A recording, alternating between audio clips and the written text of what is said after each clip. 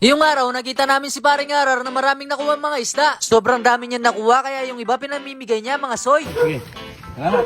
Sobrang laki ng mga tilapia. Nakuha niya lang yan galing sa paninigsay niya. Ako ta. Aswag lakare. Ako na tilapia lakare.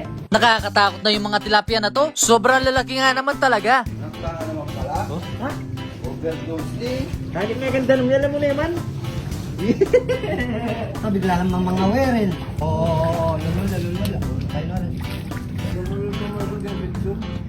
Lampas ng isang dangkal ko yung mga nakuha niya mga soy. Kaya niyang takpan yung buong mukha ko sa sobrang laki. At nag-uwi na nga si paring Kiko ng isang isda para sa kanila. Tagik sa ganga doon tao. Huwag yun yan. Nagbakal yung pauli.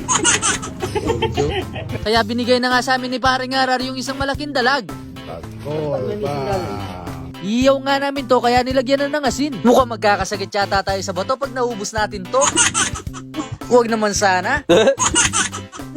Binigay pa ni Conchal Riel ang isa pang dalag. At nilagyan na nga namin ito ng isa pang stick. Mabiglain. Iya, may tanay na bilang.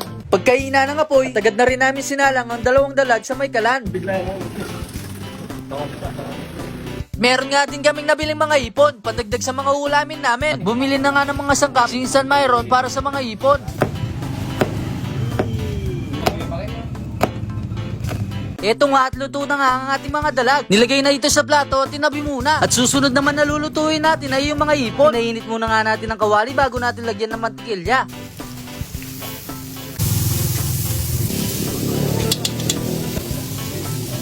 Pagkalusaw nga nito, nilagay na yung bawang. Pagkaluto nga nito, nilagay na rin ang ating mga ipon. Hinalo-halo nga ito hanggang maging orange ang mga ipon.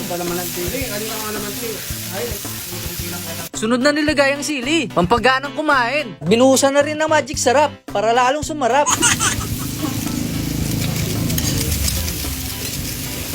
At naluto na nga ito mga soy. Wait lang.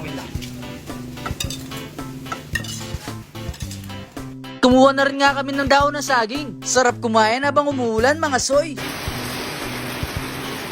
Nilatag na nga yung pagkain natin. Binuhusan pa ng sabaw ng ipon. Igiligit. Yung video kanina dapat Ayun!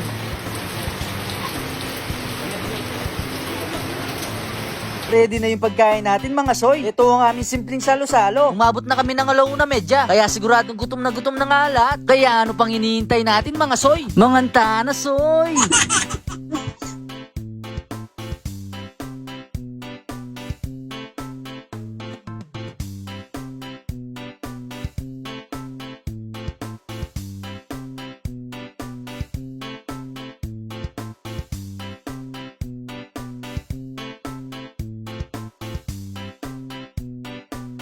Parang guys, sir, ngitaw li ah.